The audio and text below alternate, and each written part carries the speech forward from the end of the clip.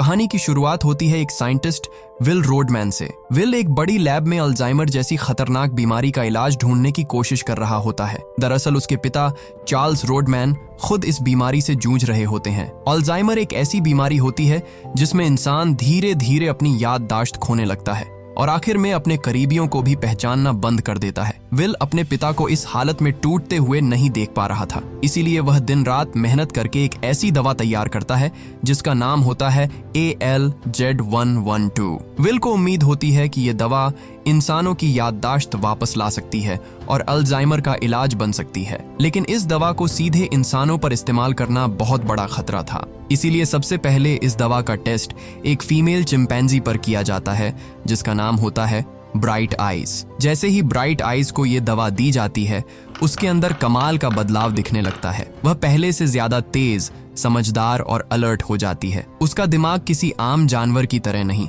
बल्कि इंसानों जैसा काम करने लगता है। विल ये सब देखकर बहुत खुश हो जाता है क्योंकि उसे पहली बार लगता है कि उसकी मेहनत सच में कामयाब हो सकती है। अब उसे यकीन हो जाता है कि ये दवा सिर्फ जानवरों पर नहीं बल्कि इंसानों पर भी काम कर सकती है। इसी उम्मीद के साथ विल अपनी रिसर्च कंपनी के बड़े लोगों के सामने रखने का फैसला करता है। इसके लिए एक बोर्ड मीटिंग रखी जाती है जहां विल अपनी दवा, उसके रिजल्ट्स और ब्राइट आइज में आए बदलाव के बारे में सबको बताने वाला होता है। यही मीटिंग आगे चलकर इस कहानी का पहला बड़ा मोड़ साबित होने वाली थी। बोर्ड मीटिंग में विल रोडमैन अपनी रिसर्च और टेस्ट रिजल्ट्स सबके सामने रखता है। वह सबको बताता है कि उसकी बनाई हुई दवा ALZ112 ने ब्राइट आइज के दिमाग पर जबरदस्त असर किया है। उसकी लर्निंग पावर बढ़ चुकी है, रिएक्शन पहले से तेज हो गया है और उसके अंदर इंसानों जैसी समझ दिखाई देने लगी है। विल की प्रेजेंटेशन देखकर बोर्ड के मेंबर्स काफी इंप्रेस हो जाते हैं। खासकर कंपनी का हेड स्टीवन जैकब्स इस दवा में बहुत बड़ा प्रॉफिट देख रहा होता है।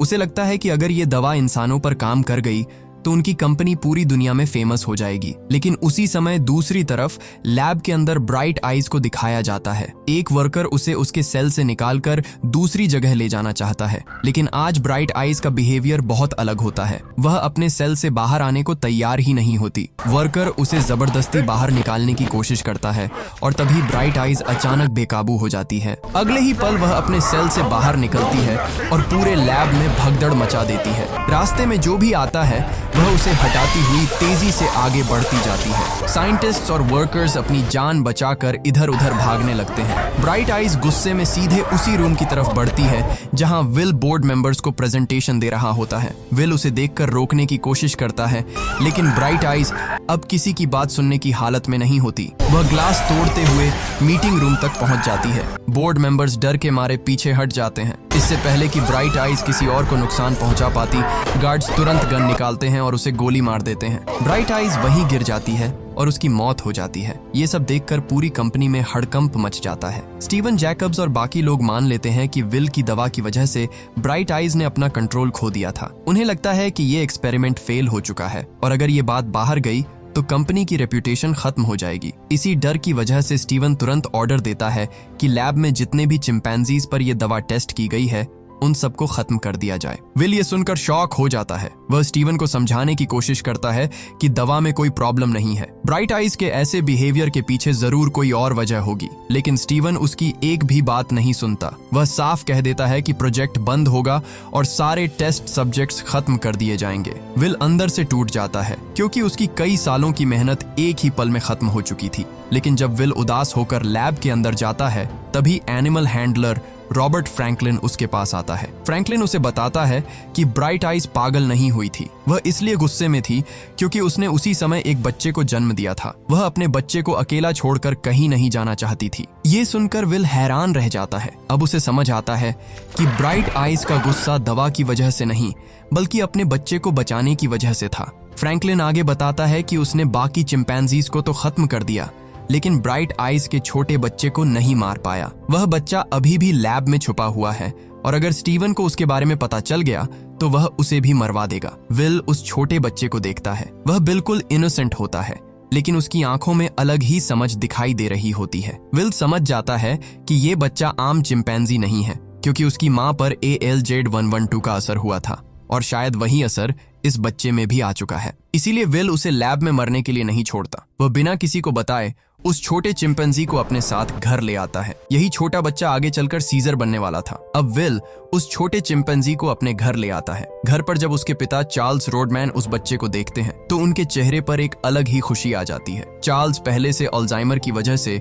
अकेले और कमजोर होते जा रहे थे, लेकिन इस छोटे चिंपैंजी को देखकर जैसे उनके अंदर फिर से जान आ जाती है।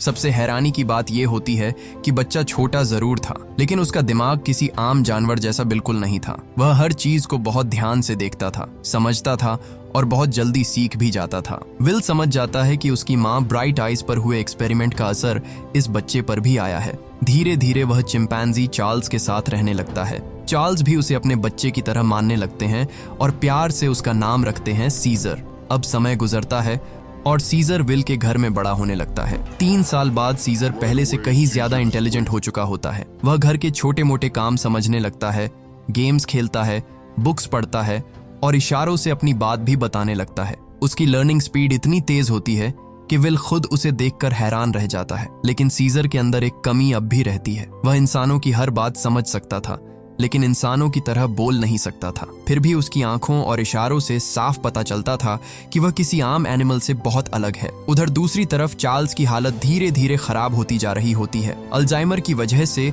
उनकी याददाश्त कमजोर पड़ने लगती है। कभी वह चीजें भूल जाते, कभी लोगों को पहचानने में दिक्कत होती और कभी अचानक गुस्सा करने लगते। हालत इतनी बिगड़ जाती है कि उनकी नर्स भी उनका ध्यान रखने से मना कर देती है, क्योंकि उसे डर होता है कि चार्ल्स कभी भी उसे नुकसान पहुंचा सकते हैं। विल ये सब देखकर अंदर से टूट जाता है। उसके पिता ही उसकी जिंदगी का आखिरी सहारा थे और अब वह उन्हें धीरे धीरे खुद से दूर जाते हुए देख रहा था। इसीलिए एक दिन विल बड़ा रिस्क लेने का फैसला करता है। वह लैब से चुपके से वही एक्सपेरिमेंटल दवाई ALZ-112 अपने घर ले आता है, जिसे पहले ब्राइट आइज पर टेस्ट किया गया था। विल जानता था कि ये गलत है, लेकिन उसके पास अपने पिता को बचाने का कोई दूसरा रास्ता नहीं था। रात में वह अपने पिता चार्ल्स को वो इंजेक्शन लगा देता है। पूरी रात विल बेचैनी में गुजारता है। उसके दिमाग में बस एक ही डर होता है कि कहीं इस दवा से उसके पिता को कुछ हो न जाए। लेकिन अगली सुबह जब विल कमरे में आता है तो वह हैरान रह जाता है। चार्ल्स पियानो बजा रहे होते हैं, वो भी बिल्कुल पहले की तरह। उनकी आंखों में फिर से पहचान लौट चुकी होती है और वह पहले से काफी नॉर्मल लगते हैं। विल को समझ आ जाता है कि दवा ने अपना काम कर दिया है। जहां एक तरफ विल अपने पिता को ठीक देखकर खुश होता है, वहीं दूसरी तरफ सीजर अब बड़ा हो रहा था और उसके अंदर आजादी की चाह भी बढ़ने लगी थी। वह अक्सर खिड़की से बाहर बच्चों को खेलते हुए देखता रहता था। उसे भी बाहर जाने, खेलने और खुली दुनिया देखने का मन करता था। एक दिन सीजर खुद को रोक नहीं पाता और चुपके से घर से बाहर निकल जाता है। वह पास के ही पड़ोसी के घर में चला जाता है, लेकिन तभी घर का मालिक उसे देख लेता है। सीजर को देखकर वह आदमी बुरी तरह भड़क जाता है और बिना कुछ समझे बेसबॉल बैट उठाकर उस पर हमला कर देता है। लेकिन तभी सही मौके पर विल वहां पहुंच जाता है और सीजर को उस आदमी से बचा लेता है। विल पड़ोसी को समझाने की कोशिश करता है कि सीजर सिर्फ खेलने के लिए बाहर आया था, उसका किसी को नुकसान पहुंचाने का कोई इरादा नहीं था। वह उसे बताता है कि सीजर उसका पेट है और जब तक उसे खतरा महसूस न हो वह किसी पर हमला नहीं करेगा। लेकिन पड़ोसी गुस्से में साफ धमकी देता है कि अगर ये बंदर दोबारा उसके घर के पास दिखा तो वह उसे जान से मार देगा। इस हमले में सीजर के पैर में चोट लग जाती है। विल उसे तुरंत एक वेट डॉक्टर कैरोलिन के पास ले जाता है। कैरोलिन जब सीजर का इलाज करती है तो वह उसकी हरकतें देखकर हैरान रह जाती है। सीजर दर्द समझ रहा था, बात समझ रहा था और बिल्कुल इंसानों की तरह रिएक्ट कर रहा था। कैरोलिन को पहली बार एहसास होता है कि सीजर कोई आम चिंपैंजी नहीं है। धीरे धीरे विल और कैरोलिन की दोस्ती बढ़ने लगती है। कैरोलिन भी सीजर से जुड़ने लगती है, क्योंकि सीजर का बिहेवियर उसे किसी जानवर जैसा नहीं बल्कि एक समझदार बच्चे जैसा लगता है। एक दिन कैरोलिन जब विल के घर आती है तो वह देखती है कि सीजर हमेशा घर के अंदर ही रहता है। वह अक्सर खिड़की से बाहर की दुनिया को देखता रहता है, जैसे उसके अंदर भी बाहर जाने की इच्छा हो। कैरोलिन विल से कहती है कि सीजर को हमेशा ऐसे घर में बंद रखना ठीक नहीं है, उसे भी खुली हवा और आजादी चाहिए। विल उसकी बात मान जाता है और फिर वह सीजर को कैरोलिन के साथ पास के म्यूअर वुड्स नेशनल मॉन्यूमेंट वाले जंगल में ले जाता है। जैसे ही सीजर वहां पहुंचता है उसके चेहरे पर अलग ही खुशी आ जाती है। ऊंचे ऊंचे पेड़, खुली जगह और आजाद माहौल देखकर वह पहली बार खुद को सच में जिंदा महसूस करता है। इसी तरह समय गुजरता है और अब 5 साल और निकल जाते हैं। सीजर अब बड़ा हो चुका होता है। उसकी ताकत, समझ और मैच्योरिटी पहले से कहीं ज्यादा बढ़ चुकी होती है। एक दिन विल, कैरोलिन और सीजर उसी जंगल में होते हैं। तभी वहां एक फैमिली अपने डॉग के साथ आती है। डॉग के गले में पट्टा बंधा होता है और वह सीजर को देखकर जोर जोर से भौंकने लगता है। सीजर उस डॉग को ध्यान से देखता है और फिर अपने गले में बंधे पट्टे को देखता है। उसी पल उसके अंदर एक बड़ा सवाल जन्म लेता है। वह विल से इशारों में पूछता है कि क्या मैं भी इसी डॉग की तरह एक जानवर हूँ? क्या तुमने भी मुझे इसलिए पट्टे से बांध रखा है? विल उसे समझाता है कि नहीं सीजर, तुम कोई पेट नहीं हो, तुम मेरे बेटे जैसे हो। लेकिन सीजर अब पहले जैसा बच्चा नहीं था। अब वह अपनी असली पहचान जानना चाहता था। तभी विल उसे अपनी लैब के बाहर ले जाता है और पहली बार उसे उसकी सच्चाई बताता है। विल उसे बताता है कि उसकी माँ ब्राइट आइज पर एक एक्सपेरिमेंट किया गया था। उसी एक्सपेरिमेंट की वजह से उसकी माँ इंटेलिजेंट बनी, लेकिन बाद में उसे मार दिया गया। और सीजर भी इतना समझदार इसलिए है क्योंकि वह उसी एक्सपेरिमेंट का असर लेकर पैदा हुआ था। ये सब सुनकर सीजर अंदर से दुखी हो जाता है। उसे पहली बार समझ आता है कि उसकी माँ कौन थी, उसके साथ क्या हुआ था और वह बाकी चिंपैंजी से अलग क्यों है। इसके बाद सभी लोग घर वापस आते हैं। रात को डिनर टेबल पर विल अपने पिता चार्ल्स को देखता है। चार्ल्स उल्टी तरफ से चम्मच पकड़कर खाना खाने की कोशिश कर रहे होते हैं। विल ये देखकर घबरा जाता है क्योंकि इसका मतलब साफ था कि ALZ112 का असर अब खत्म होने लगा है और अल्जाइमर फिर से वापस आ चुका है। विल समझ जाता है कि उसके पिता दोबारा उसी बीमारी की तरफ लौट रहे हैं जिससे वह उन्हें बचाना चाहता था। अगले दिन जब विल लैब में होता है तब घर पर चार्ल्स अकेले बाहर निकलते हैं। बीमारी की वजह से उन्हें सही गलत का होश नहीं रहता। वह पड़ोसी की कार समझकर उसके अंदर बैठ जाते हैं और उसे चलाने की कोशिश करते हैं, लेकिन कंट्रोल खोने की वजह से कार आगे खड़ी पड़ोसी की गाड़ी से टकरा जाती है। गाड़ी की आवाज सुनते ही पड़ोसी बाहर निकल आता है। ये वही आदमी होता है जिसने पहले भी सीजर पर हमला किया था। अपनी गाड़ी की हालत देखकर वह गुस्से में बेकाबू हो जाता है और चार्ल्स को पकड़कर कार से बाहर खींचने लगता है।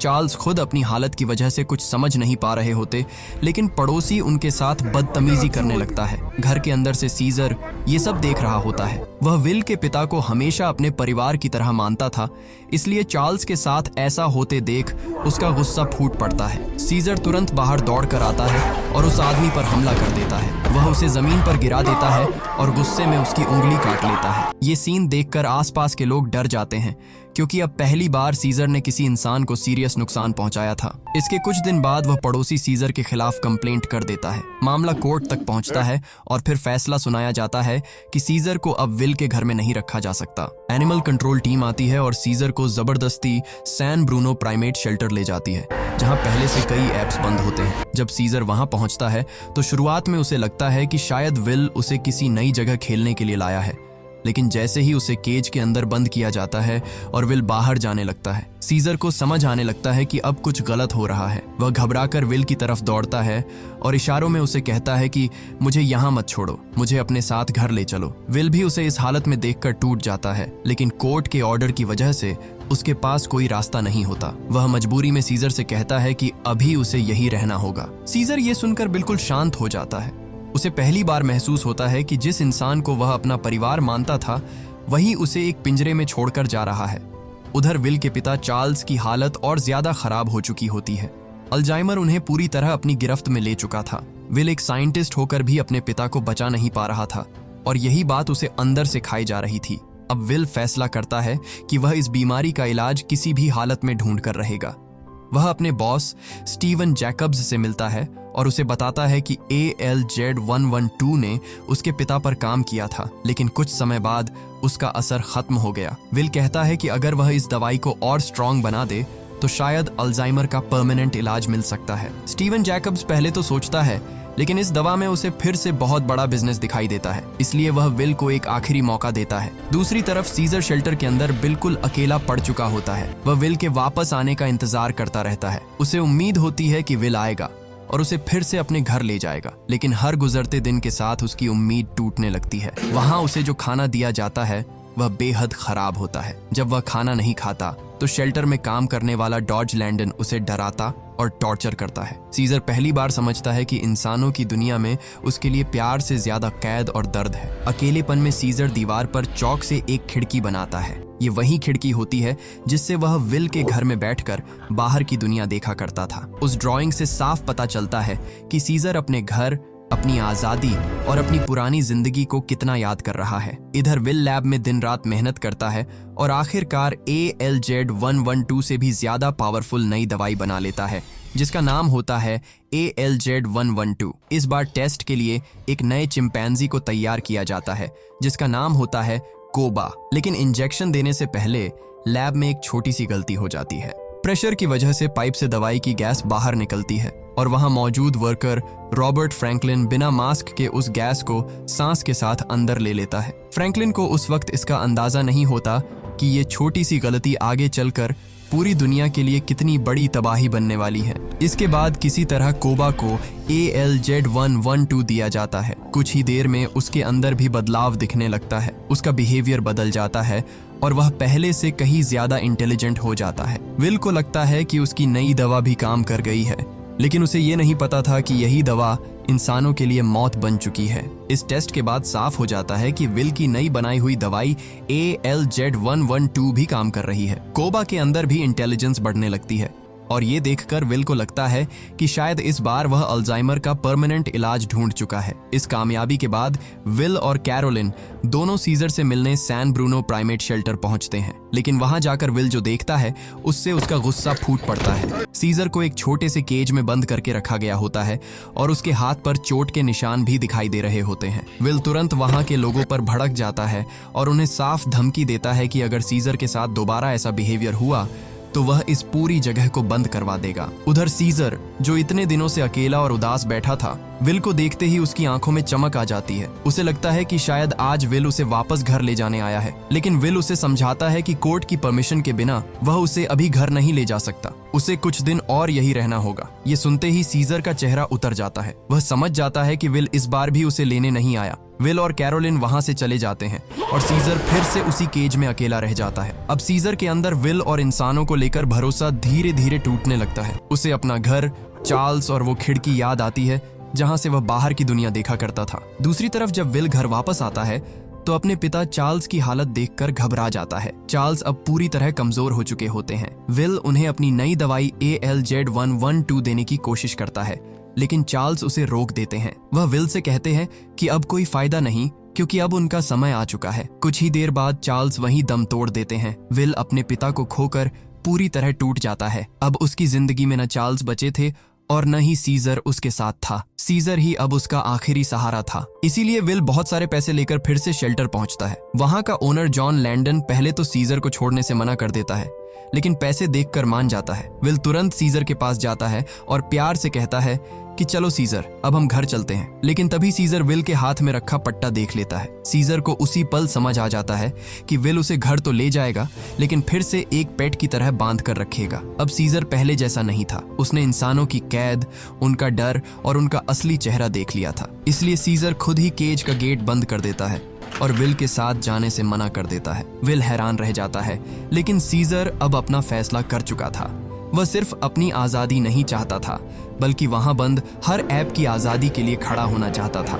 मजबूर होकर विल वहां से अकेला वापस चला जाता है। उसी रात शेल्टर में काम करने वाले डॉज लैंडन के कुछ दोस्त वहां आते हैं, सिर्फ पिंजरों में बंद एप्स को देखने और मजाक उड़ाने के लिए। उनमें से एक लड़का सीजर के केज के पास आता है। सीजर चुपचाप मौका देखता है और अचानक उसे अपनी तरफ खींच लेता है। इसी दौरान सीजर बड़ी चालाकी से उसकी जेब से एक छोटा सा चाकू चुरा लेता है। रात गहराते ही सीजर उसी चाकू की मदद से अपने केज का लॉक खोलता है। फिर वह चुपचाप ऊपर की तरफ चढ़ता है और शेल्टर से बाहर निकल जाता है। अब सीजर सीधे विल के घर पहुंचता है। घर के अंदर जाकर उसे वही एक्सपेरिमेंटल दवाई ALZ112 मिल जाती है, जिसे विल ने अल्जाइमर के इलाज के लिए बनाया था। सीजर उस दवाई को उठा लेता है क्योंकि अब उसके दिमाग में एक बड़ा प्लान बन चुका था। ALZ112 हाथ लगते ही सीजर वापस उसी सैन ब्रूनो प्राइमेट शेल्टर में लौट आता है जहां बाकी एप्स पिंजरों में बंद थे। वहां पहुंचकर वह दवाई के कैनिस्टर्स खोल देता है, जिससे उसकी गैस धीरे धीरे पूरे शेल्टर में फैलने लगती है। कुछ ही देर में वहां बंद सभी चिंपैंजीज, गोरिल्लास और ओरांगुटैन्स उस गैस को सांस के साथ अंदर लेने लगते हैं। जैसे जैसे गैस असर करती है, उनके अंदर भी सीजर जैसी समझ और इंटेलिजेंस जागने लगती है। अब वे सिर्फ पिंजरे में बंद जानवर नहीं थे, बल्कि सोचने समझने वाले ऐप्स बन चुके थे। सीजर का प्लान भी यही था। वह चाहता था कि यहाँ बंद हर ऐप इंटेलिजेंट बने, ताकि सब मिलकर इस कैद से आज़ाद हो सकें। लेकिन दूसरी तरफ इस दवाई का इंसानों पर असर बहुत खतरनाक हो चुका था। रॉबर्ट फ्रैंकलिन, जिसने लैब में गलती से ALZ112 की गैस सांस के साथ अंदर ले ली थी, अब बुरी तरह बीमार पड़ चुका होता है और बाद में उसकी मौत हो जाती है। मतलब ये दवाई एप्स को इंटेलिजेंट बना रही थी, लेकिन इंसानों के लिए एक खतरनाक वायरस साबित हो रही थी। उधर शेल्टर में सीजर अब पूरी तरह तैयार होता है। वह फैसला कर चुका था कि आज रात कोई भी ऐप इस जगह के अंदर कैद नहीं रहेगा। तभी वहां डॉज लैंडन आ जाता है, वही आदमी जो सीजर और बाकी एप्स को दिन रात टॉर्चर करता था। डॉज अपने हाथ में इलेक्ट्रिक प्रॉड लेकर सीजर को फिर से डराने की कोशिश करता है और उसे शॉक मार देता है, लेकिन इस बार सीजर डरता नहीं है। वह डॉज का हाथ पकड़ लेता है। डॉज गुस्से में उसे चिल्लाकर कहता है कि हाथ छोड़ो, और तभी वह सीन आता है जो सीजर की जिंदगी का सबसे बड़ा मोड़ बन जाता है। सीजर पहली बार अपने मुंह से बोलता है नहीं। डॉज ये सुनकर शॉक रह जाता है। उसे यकीन ही नहीं होता कि सीजर बोल सकता है। अगले ही पल सीजर उसे जोरदार हमला करके पीछे फेंक देता है। इसके बाद सीजर एक एक करके सारे केजेस खोलने लगता है और वहां बंद सभी एप्स को आजाद कर देता है। डॉज दोबारा इलेक्ट्रिक प्रॉड लेकर उन्हें रोकने की कोशिश करता है, लेकिन सीजर तुरंत पानी का होज खोल देता है। पानी डॉज के ऊपर गिरता है और इलेक्ट्रिक प्रॉड की वजह से उसकी पूरी बॉडी में करंट फैल जाता है। डॉज वहीं मर जाता है। अब सीजर अपनी पूरी ऐप आर्मी के साथ शेल्टर से बाहर निकलता है। पहली बार ये सभी एप्स खुली दुनिया में कदम रखते हैं। इसके बाद सीजर उन्हें सीधे जेनेसिस लैबोरेटरी की तरफ ले जाता है, जहां उसकी मां ब्राइट आइज पर एक्सपेरिमेंट हुआ था और जहां कोबा समेत कई एप्स अभी भी कैद थे। लैब में घुसते ही सीजर और उसके साथी वहां बंद बाकी एप्स को भी आजाद कर देते हैं। अब उनकी संख्या और भी ज्यादा बढ़ चुकी थी। अब सीजर के साथ सिर्फ कुछ चिंपैंजीज नहीं, बल्कि पूरी ऐप आर्मी खड़ी थी। उधर विल को सीजर की बहुत याद आ रही होती है। वह शेल्टर में फोन करता है, लेकिन आगे से कोई जवाब नहीं मिलता। विल को शक होता है और वह तुरंत शेल्टर पहुंच जाता है। वहां जाकर वह देखता है कि पूरा शेल्टर खाली पड़ा है, न सीजर है और न बाकी एप्स। तभी उसे वहां एक घायल आदमी मिलता है जो उसे बताता है कि सीजर सबको लेकर जा चुका है और जाते जाते वह बोल भी रहा था। ये सुनते ही विल समझ जाता है कि सीजर अब उसी जंगल की तरफ जाएगा जहां वह बचपन में उसे लेकर जाया करता था। वही जंगल सीजर के लिए आजादी और घर जैसा था। दूसरी तरफ सीजर अपनी पूरी आर्मी के साथ शहर को पार करते हुए आगे बढ़ रहा होता है। रास्ते में वे कई जगह तोड़फोड़ करते हैं, लेकिन सीजर का मकसद इंसानों को मारना नहीं होता। वह बस अपने लोगों को आजाद करके जंगल तक पहुंचाना चाहता था। आगे बढ़ते हुए उनके सामने गोल्डन गेट ब्रिज आ जाता है, लेकिन ब्रिज पर पुलिस पहले से उनका रास्ता रोककर खड़ी होती है। हर तरफ पुलिस कार्स, गन्स और हेलीकॉप्टर्स तैनात होते हैं। अब सीजर समझ जाता है कि जंगल तक पहुंचने के लिए उन्हें इस ब्रिज को पार करना ही होगा, और यहीं से शुरू होती है इंसानों और एप्स के बीच पहली बड़ी टक्कर। पुलिस उन पर गोलियां चलाने लगती है, हेलीकॉप्टर्स ऊपर से अटैक करने लगते हैं और एप्स चारों तरफ से फंस जाते हैं। लेकिन सीजर पीछे हटने वाला नहीं था। वह अपनी आर्मी को सिग्नल देता है और अब एप्स अलग अलग तरफ से ब्रिज पर हमला करने लगते हैं। असली जंग अब शुरू हो चुकी थी। ब्रिज पर पुलिस लगातार फायरिंग कर रही होती है। गोलियां सीजर और बाकी एप्स के बिल्कुल पास से निकल रही होती हैं। तभी अचानक एक बड़ा गोरिल्ला बक सीजर को बचाने के लिए सीधे हेलीकॉप्टर पर छलांग लगा देता है। बक पूरी ताकत से हेलीकॉप्टर से टकराता है, जिससे हेलीकॉप्टर कंट्रोल खो देता है और ब्रिज पर क्रैश हो जाता है। अब कहानी 10 साल आगे जाती है। वायरस फैले हुए 10 साल बीत चुके होते हैं और दुनिया पूरी तरह बदल चुकी होती है। इंसानों की आबादी लगभग खत्म हो चुकी होती है।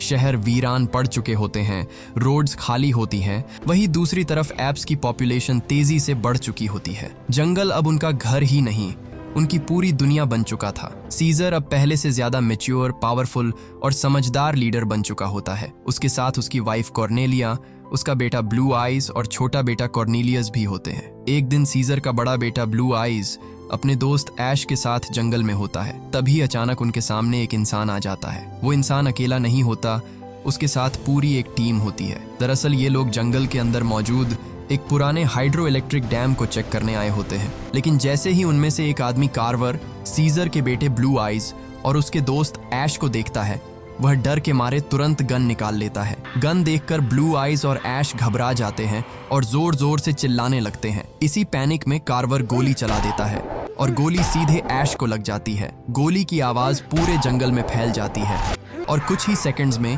सीजर अपने सारे एप्स के साथ वहां पहुंच जाता है। सभी एप्स के चेहरे पर गुस्सा साफ दिख रहा होता है क्योंकि इंसानों ने उनके इलाके में आकर उनके बच्चे पर गोली चलाई थी। तभी इंसानों के ग्रुप का लीडर मैल्कम आगे आता है। वह सीजर से बात करने की कोशिश करता है और उसे समझाता है कि वे लोग लड़ने नहीं आए, उनका मकसद सिर्फ डैम को रिपेयर करना है ताकि उनके बचे हुए लोगों को इलेक्ट्रिसिटी मिल सके। सीजर कुछ पल मैल्कम को देखता है। वह समझ जाता है कि ये लोग अभी हमला करने नहीं आए हैं, लेकिन फिर भी वह उन्हें वार्निंग देता है कि आज तुम लोग जिंदा जा रहे हो, लेकिन अगर दोबारा हमारे इलाके में आए तो वापस नहीं लौट पाओगे। ये सुनते ही मैल्कम अपनी टीम को लेकर वहां से निकल जाता है। लेकिन एप्स के बीच कोबा ये सब देखकर अंदर ही अंदर गुस्से से जल रहा होता है। कोबा इंसानों के एक्सपेरिमेंट्स और टॉर्चर का शिकार रह चुका था। उसे इंसानों पर बिल्कुल भरोसा नहीं था। वह सीजर से कहता है कि इंसान वापस आ गए हैं और अगर उन्हें अभी नहीं रोका गया तो वे फिर से एप्स को केज और लैब में बंद कर देंगे। कोबा की बातें बाकी एप्स के दिमाग में भी असर करने लगती हैं। सीजर भी सोच में पड़ जाता है। इसीलिए सीजर फैसला करता है कि इंसानों को साफ साफ उनकी ताकत दिखानी होगी। इसके बाद सीजर अपनी पूरी एप आर्मी के साथ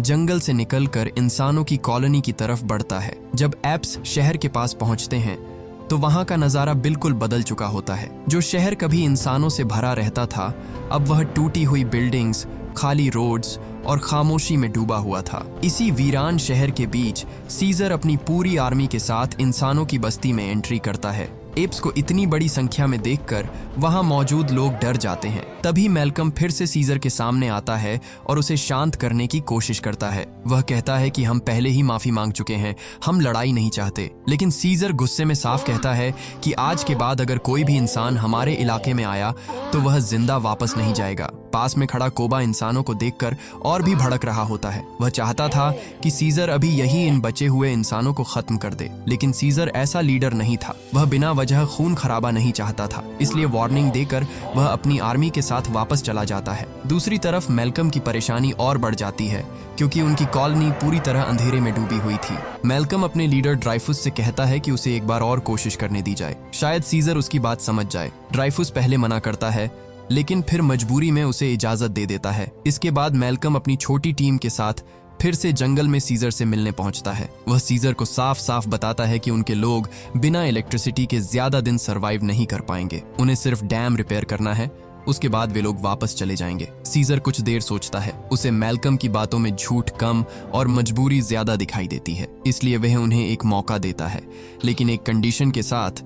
उनके पास जितने भी वेपन्स हैं वे सब एप्स के पास जमा कराने होंगे। मैल्कम और उसकी टीम मजबूरी में अपने सारे हथियार छोड़ देते हैं। इसके बाद सीजर उन्हें डैम तक जाने की इजाजत दे देता है। अब मैल्कम की टीम पावर प्लांट में काम शुरू करती है, लेकिन काम के दौरान एक ऐप को उनके सामान में छुपी हुई शॉटगन मिल जाती है। वह तुरंत गन उठाकर सीजर के पास ले आता है। गन देखते ही सीजर का भरोसा फिर से हिल जाता है क्योंकि उसने साफ कहा था कि कोई वेपन अंदर नहीं आएगा। वह गुस्से में मैल्कम और उसकी टीम से कहता है कि तुम लोगों ने हमारे साथ धोखा किया है। मैंने साफ कहा था कि कोई वेपन अंदर नहीं आएगा, फिर भी तुम लोग गन छुपा कर लाए। सीजर उन्हें तुरंत वहां से जाने के लिए कह देता है, लेकिन तभी उसे पता चलता है कि मैल्कम की वाइफ एली ने उसकी बीमार वाइफ कॉर्नेलिया को मेडिसिन दी थी, जिससे उसकी हालत थोड़ी बेहतर होने लगी है। ये सुनकर सीजर का गुस्सा थोड़ा शांत हो जाता है। वह मैल्कम को आखिरी मौका देता है और कहता है कि तुम्हारे पास सिर्फ कल तक का समय है, डैम ठीक करो और फिर हमेशा के लिए हमारे इलाके से चले जाना। दूसरी तरफ इंसानों की कॉलोनी में ड्राइफुस और उसके लोग एप्स पर बिल्कुल भरोसा नहीं करते। उन्हें लगता है कि एप्स कभी भी हमला कर सकते हैं, इसलिए वे लोग सीक्रेटली कई मशीन गन्स और हथियार रेडी करके रखते हैं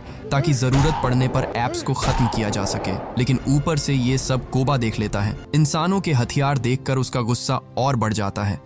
वह तुरंत सीजर के पास आता है और बताता है कि इंसान झूठ बोल रहे हैं। उनके पास सिर्फ एक गन नहीं बल्कि पूरी की पूरी गाड़ी हथियारों से भरी हुई है। कोबा चाहता है कि सीजर अभी जाकर इंसानों पर हमला कर दे, लेकिन सीजर उसे रोकता है और कहता है कि मैंने उन्हें एक दिन का समय दिया है, अगर कल तक वे नहीं गए तो फिर हम देखेंगे। लेकिन कोबा के अंदर इंसानों के लिए इतनी नफरत भरी होती है कि वह सीजर की बात मानने को तैयार नहीं होता। वह सीजर के फैसले पर सवाल उठाने लगता है। ये देखकर सीजर का गुस्सा भी फूट पड़ता है और वह कोबा को बुरी तरह पीट देता है। कोबा बाहर से तो शांत हो जाता है, लेकिन अंदर से वह बदले की आग में जलने लगता है। उसे लगने लगता है कि सीजर अब एप्स का नहीं बल्कि इंसानों का साथ दे रहा है। इसीलिए कोबा चुपके से इंसानी कॉलोनी में जाता है। वहां वह हथियार उठाता है और बिना सोचे कई इंसानों को मार देता है। इसके बाद वह वापस जंगल में आता है और एप्स के घरों में आग लगा देता है ताकि सबको लगे कि ये हमला इंसानों ने किया है। फिर कोबा सही मौका देखकर सीजर के पास पहुंचता है। उस वक्त सीजर के आसपास कोई ऐप नहीं होता।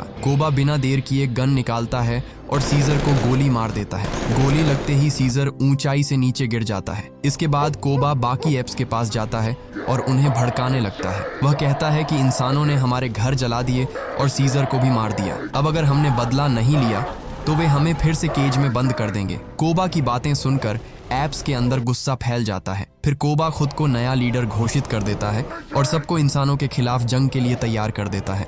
उधर इंसानों की कॉलोनी में आखिरकार इलेक्ट्रिसिटी वापस आ चुकी होती है। लोग इतने सालों बाद लाइट देखकर खुश होते हैं और सेलिब्रेशन करने लगते हैं, लेकिन उन्हें नहीं पता होता कि उनकी ये खुशी ज्यादा देर टिकने वाली नहीं है। कोबा अपनी पूरी एप आर्मी के साथ उनकी तरफ बढ़ रहा होता है। सबसे पहले वह उन हथियारों वाली जगह पर पहुंचता है जहां इंसानों ने गन्स छुपाकर रखी होती है। एप्स एक एक करके मशीन गन्स उठा लेते हैं और फिर इंसानी कॉलोनी पर हमला कर देते हैं। देखते ही देखते हर तरफ भगदड़ मच जाती है। इंसान भी जवाब में फायरिंग शुरू कर देते हैं, लेकिन एप्स की संख्या बहुत ज्यादा होती है। कई एप्स मारे जाते हैं, लेकिन कोबा रुकता नहीं। वह लगातार गोली चलाता रहता है और पूरे इलाके को वॉर जोन बना देता है। इसी हमले के बीच ऐश भी होता है, वही यंग ऐप जिसे शुरुआत में गोली लगी थी। कोबा उसके हाथ में गन देकर कहता है कि इंसानों को मारो, लेकिन ऐश मना कर देता है क्योंकि उसे सीजर की बात याद होती है कि बिना वजह किसी इंसान को नुकसान नहीं पहुंचाना। ये सुनकर कोबा का गुस्सा भड़क उठता है। वह ऐश को पकड़कर ऊंचाई से नीचे फेंक देता है, जिससे उसकी मौत हो जाती है। जो भी अब कोबा का ऑर्डर मानने से मना करता है उसे पकड़कर कैद कर दिया जाता है। दूसरी तरफ जंगल के बीच मैल्कम, उसकी वाइफ एली और उसका बेटा अलेक्जेंडर शहर की तरफ जा रहे होते हैं। तभी रास्ते में उन्हें सीजर घायल और बेहोश हालत में पड़ा मिलता है। वे तुरंत उसे अपनी गाड़ी में डालते हैं और छुपाकर अपने घर ले आते हैं। एली सीजर का इलाज शुरू करती है। धीरे धीरे सीजर की हालत थोड़ी बेहतर होने लगती है। जब सीजर को होश आता है तो वह मैल्कम को बताता है कि उस पर हमला इंसानों ने नहीं किया था। उस पर गोली किसी और ने नहीं, बल्कि उसके अपने साथी कोबा ने चलाई थी। ये सुनकर मैल्कम हैरान रह जाता है कि कोबा ने अपने ही लीडर पर हमला क्यों किया, लेकिन अब उसे समझ आ चुका था कि एप्स और ह्यूमंस के बीच जो जंग शुरू हुई है उसके पीछे सीजर नहीं बल्कि कोबा की नफरत है। मैल्कम जरूरी मेडिसिन्स लेने के लिए एक मेडिकल स्टोर की तरफ जाता है। वहां अचानक उसके सामने सीजर का बेटा ब्लू आइज आ जाता है। ब्लू आइज के हाथ में गन होती है और वह मैल्कम पर निशाना तान देता है। उसे लगता है कि इंसानों ने ही उसके पिता को मारा है, लेकिन मैल्कम उसे रोकते हुए बताता है कि तुम्हारे पिता अभी भी जिंदा है। मैंने उन्हें अपने घर में छुपा कर रखा है और उन पर हमला इंसानों ने नहीं बल्कि कोबा ने किया है। ब्लू आइज ये सुनकर पहले तो यकीन नहीं करता, लेकिन फिर मैल्कम उसे अपने घर ले आता है। जैसे ही ब्लू आइज अपने पिता सीजर को जिंदा देखता है, वह अंदर से टूट जाता है। अपने पिता की हालत देखकर उसकी आंखों में आंसू आ जाते हैं। ब्लू आइज सीजर को बताता है कि कोबा ने झूठ बोलकर खुद को लीडर बना लिया है। उसने एप्स को इंसानों के खिलाफ भड़का दिया और जो भी उसके ऑर्डर्स नहीं मान रहा उसे कैद कर रहा है। वह तुरंत वापस जाता है और उस जगह पहुंचता है जहां कोबा ने अपने ही एप्स को कैद करके रखा होता है। ब्लू आइज चुपके से सभी लॉयल एप्स को आजाद कर देता है ताकि वे सीजर का साथ दे सकें। उधर मैल्कम भी सीजर की मदद करने के लिए सिटी टावर की तरफ जाता है। वहां उसका सामना ड्राइफूस से होता है। ड्राइफूस बताता है कि इलेक्ट्रिसिटी वापस आते ही उसने रेडियो के जरिए बाकी ह्यूमंस और मिलिट्री से कांटेक्ट कर लिया है। अब कुछ ही समय में आर्मी यहाँ पहुंचने वाली है। ड्राइफूस सिर्फ यही नहीं बताता, बल्कि वह मैल्कम को टावर के ऊपर लगाए गए एक्सप्लोसिव्स भी दिखाता है। उसका प्लान होता है कि जब एप्स यहाँ आएंगे तो वह रिमोट से पूरा टावर उड़ा देगा और एक ही झटके में सारे एप्स खत्म हो जाएंगे। दूसरी तरफ सीजर अपनी कमजोर हालत के बावजूद कोबा का सामना करने के लिए निकल पड़ता है। सीजर जब टावर के पास पहुंचता है तो सामने कोबा अपनी आर्मी के साथ खड़ा होता है। सीजर को जिंदा देखकर सारे एप्स हैरान रह जाते हैं। अब उन्हें समझ आ जाता है कि कोबा ने उनसे झूठ बोला था। उधर टावर के अंदर ड्राइफूस देखता है कि सीजर, ब्लू आइज और बहुत सारे एप्स उसी जगह पहुंच चुके हैं। वह बिना देर किए एक्सप्लोसिव्स एक्टिवेट कर देता है। अगले ही पल टावर में जबरदस्त ब्लास्ट होता है। धमाके में कई एप्स मारे जाते हैं और ड्राइफूस भी अपनी ही बनाई तबाही में खत्म हो जाता है, लेकिन खुशकिस्मती से ब्लू आइज बच जाता है।